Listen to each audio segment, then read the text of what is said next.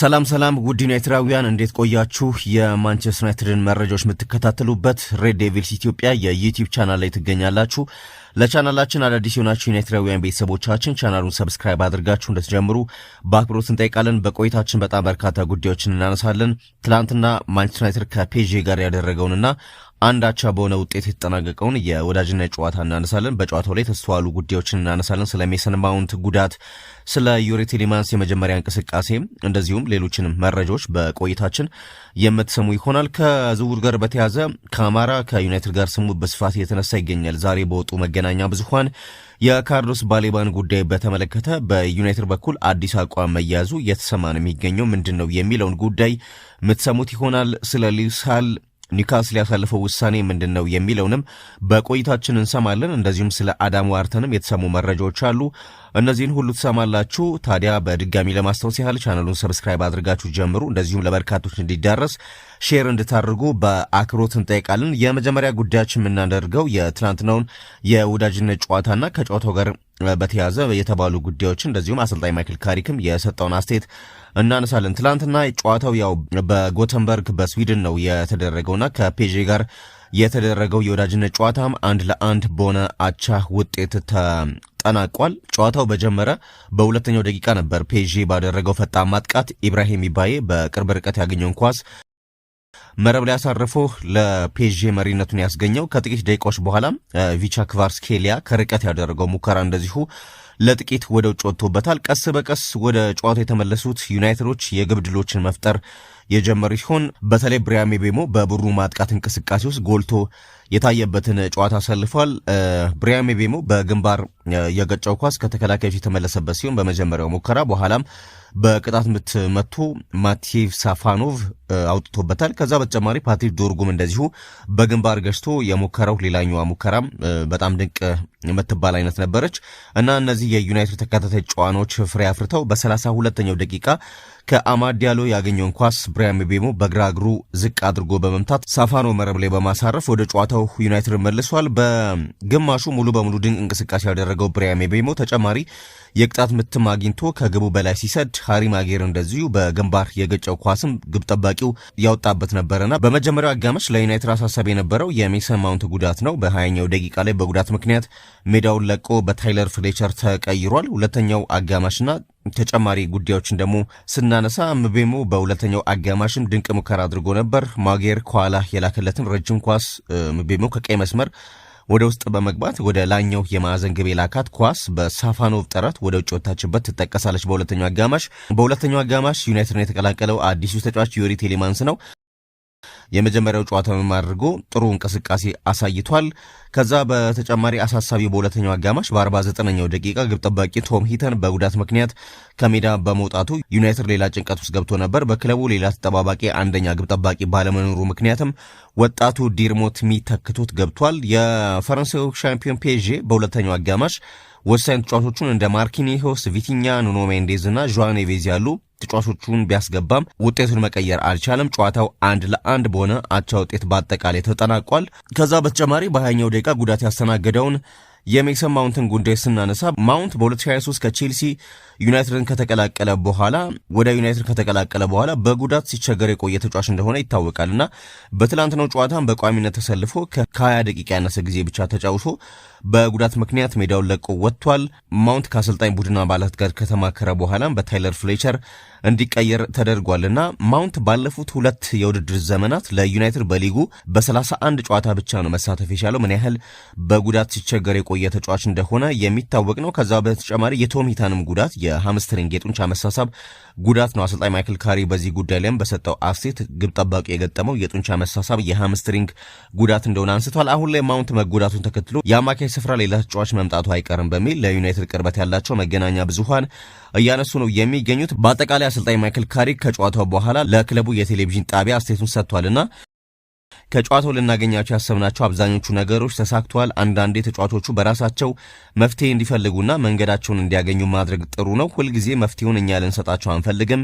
ይህም ለውድድር ዘመኑ በጥሩ ሁኔታ ያዘጋጃቸዋል። በዚህ በኩል ሰዎች ሁልጊዜ የሚያዩዋቸው ነገር ግን እኛ በጣም የተደሰትንባቸው በርካታ መልካም አዎንታዊ ምልክቶች ነበሩ ብሏል። በሁለተኛው አጋማሽ ካሪክ አዲሱን ፈራሚ ዩሪ ቲሌማንስን ቀይሮ ማሰለፉ ይታወቃልና ቤልጂየማዊ አማካይ ከቪላ ወደ ክለቡ ከመጣ በኋላ የመጀመሪያው ጨዋታ አድርጓል። ከዛ በተጨማሪ አንድሬ ሳንቶስም እንደዚሁ በቋሚነት የጀመረ ተጫዋች ነውና ሁለቱም ተጫዋቾች የክለቡን የአማካይ ክፍል ለማጠናከር የተደረገው የዝውውር አካል ሆነው መልካም የሚባሉ እንቅስቃሴዎችን በወዳጅነት ጨዋታዎች ያደረጉ ነው የሚገኙት። በተለይ ስለ ቲሌማንስ ወደ በኋላ በሰፊው የማነሳ ነው የሚሆነው። በቀጣይ ታዲያ ማንቸስተር ዩናይትድ ከሊድስ ዩናይትድ እና ከኤሲ ሚላን ጋር ተጨማሪ የወዳጅነት ጨዋታዎችን ካደረገ በኋላ የቅድመ ውድድር ጨዋታ መርሃ ግብሮችን የሚያጠናቅቅ ነው የሚሆነው። በቀጣይ ሁለት ወሳኝ ጨዋታዎች ይደረጋሉ በፕሪሲዝን።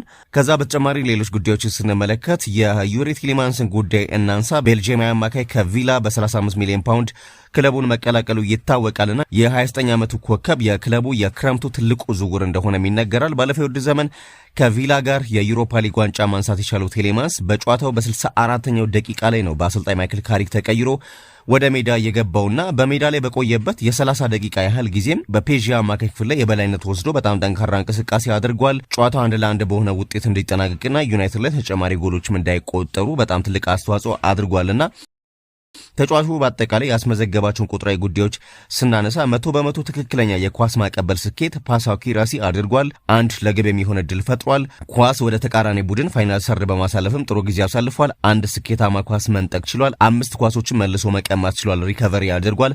50% የመሬት ላይ ኳስ ፍልሚያዎችን አሸንፏል። ይህ አፈጻጸሙ ታዲያ በቅርቡ ለሚጀምረው አዲሱ የውድድር ዘመን መልካም ማሳያ እንደሆነ የክለቡ ደጋፊዎች ተስፋ አድርጓል። ዩናይትድ ታዲያ ቀጣይ በአማካይ ክፍል ላይ ከተከላካይ አማካይ በተጨማሪ የብሩኖ ፈርናንዴስ የረጅም ጊዜ ተተኪ የሚሆን ተጫዋች ፍለጋ ላይ እንዳለም እንደዚሁ ይነገራልና በኖቲንጋም ፎረስት ድንቅ ብቃቱን ያሳየው የ26 ዓመቱ ሞርጋን ጊብስ ዋይት ስሙ ከዩናይትድ ጋር እየተነሳ ያለ ተጫዋች ነው። ነገር ግን ብሩኖ በቡድን ውስጥ ባለው ቁልፍ ቦታ ምክንያት የመዘወር ዕድል ስለሌለው ከዛ ይልቅ ለረጅም ጊዜ የሚሆን ወጣት ተተኪ ተጫዋች ለማስፈረም እንደሚንቀሳቀሱ ይጠበቃል እየተባለ ነው የሚገኘው። በአጠቃላይ ግን ዩሪ ቲሌማንስ በትናንትናው የፔዥ ጨዋታ በአማካይ ክፍል ያሳየው እንቅስቃሴ በጣም ተስፋ ሰጪ እንደሆነ የዩናይትድ ደጋፊዎች በማህበራዊ ትስስር ገጾች አስተያየቶቻቸውን እየሰጡ ይገኛሉ። ሌላኛው መረጃችን ማንቸስተር ዩናይትድ የፈረንሳዩ ክለብ ሞናኮ ተጫዋች የሆነውን ላሚን ካማራን ለማስፈረም እንቅስቃሴ እያደረገ መሆኑን ከፈረንሳይ የወጡ መገናኛ ብዙሃን ከጧት ጀምሮ እየዘገቡ ነው የሚገኙት። ሌሎች ክለቦች ተጫዋቹ ላይ ፍላጎት ያላቸው ቢሆንም የዩናይትድ ፍላጎት ግን አዲስ መሆኑ እየተሰማ ነው የሚገኘው። አሰልጣኝ ማይክል ካሪክ በዚህ የክረምት የዝውውር መስኮት የመሃል ሜዳ ክፍሉን እንደገና መገንባት ዋናው ዓላማው አድርጎ የተነሳ ሲሆን አስቀድሞ አንድሬ ሳንቶስና ዩሪ ቲሌማንስን በ85 ሚሊዮን ፓውንድ በጥቅል ወጪ ማስፈረሙ ይታወቃል። በተጨማሪ ማኑኤል ኡጋርቴ በዓለም ዋንጫው ላይ በደረሰበት ከባድ የጉልበት ጉዳት ከሜዳ መራቁ፣ ኮቢ ማይኑ ደግሞ በዓለም ዋንጫው ተሳትፎ ምክንያት ገና ወደ ቅድመ ውድድር ዝግጅት አለመመለሱ ዩናይትድ አዲሱ የውድድር ዘመን ከመጀመሩ በፊት አሁንም ቢሆን የሜሰን ማውንትን የቅድሙን ጉዳት ጨምሮ ተጨማሪ የአማካይ ሜዳ ተጫዋች እንዲያስፈርም ያስገድዷል። በተጫዋችነቱ በፈረንሳይ ጉልበተኛ በመባል የሚገለጸው ካማራ በኦልትራፎርድ በእርግጥ የቆየ ፍላጎት ያለው ተጫዋች ሲሆን እንደ ፉት መርካቶ ዘገባ ከሆነ ሞናኮም ተጫዋቹን ለመሸጥ ፈቃደኛ በመሆኑ ዩናይትድ ሁኔታውን በቅርበት እየተከታተለው ተብሏል።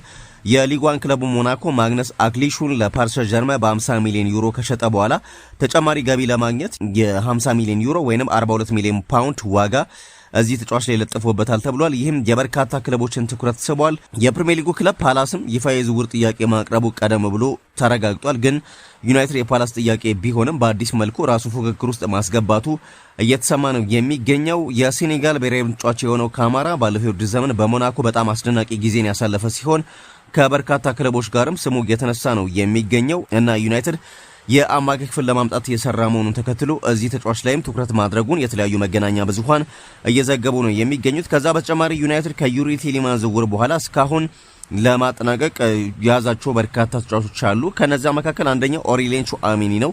ከዩናይትድ ጋር በስፋት ስሙ ቢያያዝም ተጫዋች ሪያል ማድሪድ እስካሁን ለሽያጭ ፍላጎት አላሳየም። ተጫዋቹን በተመለከተ ሌላኛው ካርሎስ ባሌባ ነው። ተጫዋቹ ማንቸስተር ዩናይትድን የመቀላቀል ፍላጎት ቢኖረውም በዩናይትድና በብራይተን መካከል ያለው የዋጋ ልዩነት በጣም ትልቅ ነው ተብሏል። ከዛ በተጨማሪ ተጫዋቹ በቅርቡ የገጠመው የቁርጭምጭሚት ጉዳት ዩናይትድ ከዝውውሩ ራሱን እንዲያፈገፍግ አድርጎታል የሚሉ መረጃዎችም እየወጡ ነው የሚገኙት።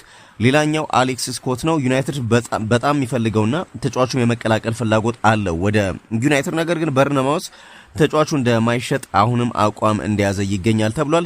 ካማቪንጋን በተመለከተ ሪያል ማድሪድ ይህንን ተጫዋች ለመሸጥ ፈቃደኛ ቢሆንም ተጫዋቹ ግን በማድሪድ ቆይቶ ለቦታው መታገልና መፎካከር እንደሚፈልግ ለሎስ ብላንኮቹ አሳውቋቸዋል። በዚህ ምክንያት የመልቀቅ ፍላጎት የለውም እየተባለ ነው የሚገኘው። ነገር ግን በአዲስ መልኩ ከአማራ ከዩናይትድ ዝውውር ጋር ዛሬ በበርካታ መገናኛ ብዙሃን ስሙ እየተነሳ ያለ ተጫዋች ሆኗል። ከዛ በተጨማሪ ግን የባሌባን ጉዳይ በስፋት ለማንሳት ያህል ዩናይትድ በሊጉ ልምድ ያላቸውን ተጫዋቾች ለማስፈረም ባለው እቅድ መሰረት የብራይተኑን አማካይ ካርሎስ ባሌባን ለማስፈረም ከፍተኛ ፍላጎት ነበረው። ባለፈው የዝውውር መስኮትም ከተጫዋቹ ጋር በግል ጥቅም ላይ ከስምምነት ቢደረስም በብራይተን ከፍተኛ የዋጋ ጥያቄ ምክንያት ዝውውሩ ሳይሳካ መቅረቱ ይታወሳል።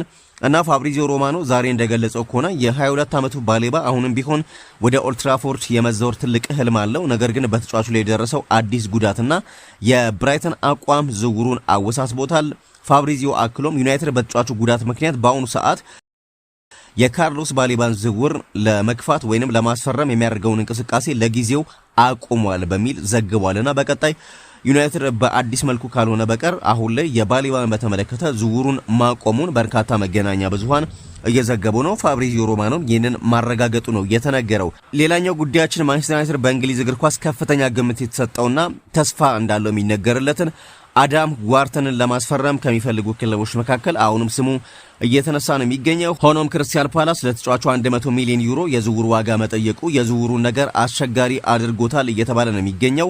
ዩናይትድ ቀደም ሲል አንድሬ ሳንቶስና ዩሪ ቲሌማንስን ያስፈረመ ቢሆንም የጨዋታውን ፍጥነት መቆጣጠርና የአማካይ ክፍሉን መከላከል የሚችል ተጨማሪ ተጫዋች እንደሚፈልግ ይታወቃል። እንደ ዋርተን ያለ ተጫዋች ደግሞ የዩናይትድን የመሃል ሜዳ ክፍል ወደ ተሻለ ደረጃ እንደሚያሸጋግርና እንደ አርሰናልና ማንቸስተር ሲቲ ካሉ ክለቦች ጋር ለዋንጫ በሚደረገው ፉክክር ትልቅ ጥንካሬ ለአማካይ ክፍሉ እንደሚሰጠው ይታመናል። በተጨማሪም ዩናይትድ የአውሮፓ ቻምፒየንስ ሊግ ተሳትፎ ስላለው ከሌሎች ክለቦች አዳም ዋርተን ክለቡን ያስቀድማል ተብሎ እየተነገረ ነው የሚገኘው። ቼልሲም የተጫዋቹ ፈላጊ ነው። ነገር ግን ቼልሲ በሚቀጥለው ውድድር ዘመን የቻምፒየንስ ሊግ ተሳትፎ ማቅረብ ባለመቻሉ እንደ ዋርተን ያሉ ተጫዋቾች ወደ ክለቡ የማምራት ፍላጎት የላቸውም እና የዝውውር መስኮቱ ከመዘጋቱ በፊት ማንቸስተር ዩናይትድ የክሪስታል ፓላስን ጥያቄ የሚቀራረብ የዝውውር ጥያቄ ያቀርባል በሚል መገናኛ ብዙሃን መረጃዎችን እያወጡ ነው የሚገኙትና ምናልባት በቀጣይ ይፋዊ ጥያቄ ለማቅረብ ከተዘጋጀባቸው ተጫዋቾች መካከል አንደኛው የፓላሱ አዳም ዋርተን እንደሆነ የእንግሊዝ መገናኛ ብዙሃን ዘገባዎችን እያወጡ ነው የሚገኙት። ሌላኛው ጉዳያችን ማርከስ ራሽፎርድ ለ2026/27 የውድድር ዘመን በማንቸስተር ዩናይትድ እንደሚቆይ እየተጠበቀ ነው የሚገኘው። አሰልጣኝ ማይክል ካሪክም ስለ ተጫዋቹ እንደገለጸው ከሆነ ራሽፎርድ የተሰጠውን የእረፍት ጊዜ አጠናቆ በላንድስ በሚደረገው የልምምድ ካምፕ ቡድኑን ይቀላቀላል ብሏል። ይህም ራሽፎርድ ከአንድ ዓመት ከግማሽ በኋላ ለመጀመሪያ ጊዜ ከማንቸስተር ዩናይትድ ዋናው ቡድን ጋር ልምምድ የሚሰራበት ይሆናል። ራሽፎርድ ባለፈው የክረምት ወቅት በቀድሞ አሰልጣኙ ሩበን አሞሪም ስር ከዋናው ቡድን ተገለው ከነበሩ 5 ተጫዋቾች አንዱ የነበረ ሲሆን በውሰት ወደ ባርሴሎና ከማምራቱ በፊት ከቡድኑ ጋር ልምምድ እንኳን አይሰራም ነበር። ባርሴሎናዎች ተጫዋቹን በ26 ሚሊዮን ፓውንድ በቋሚነት የመግዛት መብት የነበራቸው ቢሆንም ራሽፎርድ 25 ግቦችን በማስቆጠርና በማመቻቸት ለቡድኑ ግልጋሎት ቢሰጥም በአጠቃላይ እንቅስቃሴው ሙሉ በሙሉ ስላላመኑበት አማራጩን ሳይጠቀሙበት ቀርቷልና ካሪክ ታዲያ ቀዳሜ ዕለት ማንቸስተር ዩናይትድ ከፔጂ ጋር ከተጫወተ በኋላ ለስካንዲኔቪያ የዜና ማሰራጫ በሰጠው አስተያየት በሚቀጥለው ሳምንት በደብሊን ሙሉ ስኳዳችንን ይዘን እንገኛለን። ቀጥታ ወደዛ በመብረር ረቡዕ ዕለት ከሊድስ ዩናይትድ ጋር እንጫወታለን። ማርከስን፣ ኮቢ ማይኖንና ሊዛንድሮ ማርቲኔዝን ጨምሮ ሙሉ ቡድናችን የሚሰባሰብባቸው ጥቂት ቀናት በደብሊን ይኖሩናል። በተጫዋችነት ዘመኑ ከራሽፎርድ ጋር ለ3 የውድድር ዘመን አብሮ የተጫወተውና በኋላም አሰልጣኙ የነበረው ካሪክ ከእርሱ ጋር አብሬ ተጫውቻለሁ። የመጀመሪያ ጨዋታውን ባደረገበት ዕለትም አብሬው ሜዳ ውስጥ ነበርኩኝ። ስለዚህ አብረን ያሳለፍነው ታሪክ አለን ብሏል። በአጋጣሚ ሆኖ ዩናይትድ የመጀመሪያ ጨዋታውን ከቀድሞ አሰልጣኙ ሩበን አሞሪም ጋርም ሊያደርግ እንደሚችል እየተነገረ ነው የሚገኘው። እንደሚታወቀው አሞሪም በአሁኑ ሰዓት የኤሲ ሚላን አሰልጣኝ ሲሆን ዩናይትድ ከሊድስ ጋር ካደረገው ጨዋታ በኋላ በሚቀጥለው ሳምንት ቅዳሜ በፖላንድ ከኤሲ ሚላን ጋር ይጫወታልና ራሽፎርድ ታዲያ በዛ ጨዋታ ከተሰለፈ ከቀድሞ አሰልጣኙ ጋር ተቃራኒ ሆኖ ይገናኛል። ከዛ በተጨማሪ ግን ተጫዋቹ ወደ ቱርክ ወይም ሳውዲ አረቢያ የመሄድ ፍላጎት አለው በሚል መረጃዎች ሲወጡ ነበር። ግን ያንን የሚያስተባብሉ መረጃዎች ወጥቷል። ይህ ውሳኔው ከገንዘብ ወይንም የቀረቡለትን ጥያቄዎች ከመመልከት ጋር የተያዘ ሳይሆን በዚህ የእድሜ ክልሉና የእግር ኳስ ደረጃው ለነዚህ ክለቦች መጫወት ስላልፈለገ ነው የሚል መረጃ ወጥቷል። ራሽፎርድ ከዩናይትድ የሚለቅ ከሆነ እንኳን እስከ ዝውውር መስኮቱ ድረስ ጥያቄ የሚያቀርቡለት በጣም ትልልቅ የአውሮፓ ክለቦች ከሆኑ ብቻ ነው የሚለቀው እየተባለ ነው የሚገኘው። በፍጹም ወደ ቱርክና ወደ ሳዑዲ በዚህ እድሜው የመሄድ ፍላጎት የለውም ተብሏል። ስለዚህ ተጫዋቹ በክለቡ የመቆየት እድሉ በጣም ሰፊ ነው እየተባለ ነው የሚገኘው። ከዛ በተጨማሪ ራሽፎርድ በክለቡ የሚቆይ ከሆነ ማንቸስተር ዩናይትድ በግራ መስመር አጥቂ አጥቂ ተጫዋች ለማስፈረም የያዘውን እቅድ ይተውና ወደ ሌሎች ቦታዎች ላይ ትኩረት ያደርጋል እየተባለ ነው የሚገኘው። አንደኛው ዩናይትድ የሚፈልገው ደግሞ የግራ መስመር ተጫዋች እንደሆነ ይታወቃል። የኒውካስሉ ሉዊስ ሳል በክለቡ ቢፈለግም ኒውካስል አሁን ላይ በርካታ ኮከቦቻቸውን ከሸጡ በኋላ ይህን ተጫዋች ለመሸጥ በፍጹም አንፈልግም እያሉ ነው የሚገኙት። በዚህ ምክንያት የዚህ ተጫዋች ነገር እያበቃለት ይመስላል እና ዩናይትድ አሁን ፊቱን ወደ ሌሎች አማራጮች ማዞር እንዳለበት ለዩናይትድ ቅርበት ያላቸው መገናኛ ብዙሃን በዘገቦቻቸው እየጠቀሱ ይገኛሉ። የሉዊስ ሳልን ጉዳይ በተመለከተ ግን ያሉ መፍትሄዎችና አማራጮች ምንድናቸው የሚለውን ጉዳይ ስናነሳ ዩናይትድ አሁንም ቢሆን ለሉክሾት ተፎካካሪና ተቀያሪ ተጫዋች ለማድረግ ቀዳሚ ኢላማ የነበረው የኒውካስሉ ሉዊስ ሳል ቢሆንም የአሰልጣኝ ማቲያስ ሴስሌ የ21 ዓመቱ ተጫዋች እንደማይሸጡና የወደፊት የቡድናቸው ቁልፍ ተጫዋች መሆኑን በመግለጻቸው ዝውውሩ ተሰርዟል የሚሉ ሪፖርቶችም እየወጡ ነው የሚገኙትና ሀልን ማግኘት ካልተቻለ ዩናይትድ አሁን ትኩረቱን ወደ ፍሉሃሙ አንቶኒ ሮቢንሰን፣ ወደ አርሰናሉ ማይልስ ሉዊስ ስኬሊና ወደ ሆርሄ ሳሊናስ ሊያዞር እንደሚችል የተሰማ ነው የሚገኘው። በተለይም የሳሊናስን ጉዳይ በርካታ መገናኛ ብዙሃን እያነሱት ነው የሚገኙት። ዩናይትድ የ19 ዓመቱን ስፔናዊ ተከላካይ የ16 ሚሊዮን ዩሮ የውል ማፍረሻ ክፍያ ሙሉ ለሙሉ ለመክፈል ዝግጁ መሆኑም ተመላክቷል። የሬሲንግ ሳንታንዴር ስፖርት ዳይሬክተር ቼማ አራጎ ስለ ሳሊናስ የዝውውር ወሬዎች ሲጠየቁ ማስተያየት ሰጥተው ነበርና እንደ ማንቸስተር ዩናይትድ ያለ ታላቅ ክለብ ሲመጣ ማድረግ የምትችለው ነገር በጣም ጥቂት ነው። የያዝናቸውን ተጫዋቾች እንወዳቸዋለን፣ ለእኛም በጣም አስፈላጊ ናቸው። ነገር ግን እውነታው ተጫዋቹ የሚፈልገው ክለብ ተገቢውን የገንዘብ ጥያቄ ይዞ መቅረብ አለበት። ሲቀጥሉም ክለባቸው ተጫዋቹን ለማቆየት ጥረት እንደሚያደርግ ቢገልጹም ትልቅ የገንዘብ ጥያቄ ሲቀርብ ግን ሁኔታዎች ከባድና ውስብስብ ይሆናሉ። ስለዚህ ተጫዋቹን እንለቀዋለን፣ ዩናይትድ የውል ማፍረሻውን 16 ሚሊዮን ዩሮ ከከፈለ የሚል አስተያየት ሰጥቷል። ተጫዋቹ ከስፔን ከ19 ዓመት በታች ብሔራዊ ቡድን ጋር የአውሮፓ ሻምፒዮን እንደነበር ይታወቃል። ኮንትራቱ እስከ ሰኔ 2029 ድረስ ነው። በሬሲንግ ሳንታንዴር በዋናው ቡድን 37 ጨዋታዎችን አድርጎ 7 ኳሶችን አመቻችቶ አቀብሏልና ባርሴሎናና ማንቸስተር ዩናይትድ አሁን ተጫዋቹን ለማስፈረም ከፍተኛ ፍላጎት ያሳዩ ክለቦች ናቸው። ዩናይትድ ደግሞ ባለፉት ቀናት በተለየ ሁኔታ ስሙ ከተጫዋቹ ጋር እየተነሳ ነው የሚገኘው እና በርካቶችም የሉዊስ ሳል አማራጭ ተደርጎ በዩናይትድ በኩል መያዙን እየገለጹ ይገኛሉ። በመጨረሻም በትናንትናው ፕሮግራማችን ሀሳብ አስተያየቶቻችሁን የሰጣችሁ በርካታ ቤተሰቦቻችን አላችሁ። የእናንተን ሀሳብ አስተያየት ላንሳ። ቢኒያም ማቴዎስ፣ ዮሴፍ በቀለ ለሰጣችሁን አስተያየት እጅግ አድርገን እናመሰግናለን። ግሩምም እንደዚሁ የተሳተፈ ቤተሰባችን ነው፣ እጅግ ነው የምናመሰግነው። ዮናስ ለማ አሁንስ በማውንት መተማመን ይቻላል? በዛሬው ጨዋታ ተጎድቶ ወጣ። የማል ተጫዋች አሁንስ የግድ አይደለም ትላለ የሚል አስተያየት ሰጥቷል። ማውንት እንኳን ቢኖርም የማል ተከላካይ ግድ ነው። በዚህ ሰዓት አሁን ባለው የዩናይትድ ስኳድ ውስጥ የአማካይ ተጫዋች መምጣቱ ግድ ነው። በተለይም የ6 ቁጥር ተጫዋች የግድ ወደ ኦልድ ትራፎርድ መምጣት ያለበት ነው የሚመስለኝ። ግን ለሰጠን አስተያየት ዮናስ ለማ እናመሰግናለን። ጸጋዬ አመኑ ማውንት እንኳንም ተጎዳ ተጨማሪ የማል ሜዳ ተጫዋች ስለማስፈረም ችላ ያሉበትን መንገድ አሁን እንደገና በደንብ እንዲያስቡበት ያስገድዳቸዋል ባይነኝ የሚል አስተያየት ሰጥቷል። እናመሰግናለን። ማውንት በመጎዳቱ ደስተኛ አይደለሁም፣ ምክንያቱም የውድድር ዓመቱን ሙሉ ጨዋታ ይጫወታል ብዬ አልገምትም። እሱ ስለተጎዳ የክለቡ አስተዳደር ሳይወዱ በግዴታ ተጫዋች ያስፈርማሉ ብዬ እገምታለሁ። እናም የትላንትናውን ጨዋታ አይቼ ነበር። የፕሪሲዝን ጨዋታ ቢሆንም ጥሩ ነገር አይቼበታለሁ። ይበል የሚያሰኝ ጨዋታ ነው። በተረፈ ሁሌም እንደምለው ጥሩ ነው የሚል አስተያየት ሰጥቶናል። የዘውትር ተከታታያችን ይነበብ ከአዲስ አበባ አብዱል ጀሊል እንደዚሁም ከደቡብ አፍሪካ ለሰጠን አስተያየት እጅግ አድርገን እናመሰግናለን። ሁላችሁም ቤተሰቦቻችን ስለተሳተፋችሁ ሀሳብ አስተያየቶቻችሁን ስላጋራችሁን እጅግ አድርገን ነው የምናመሰግነው።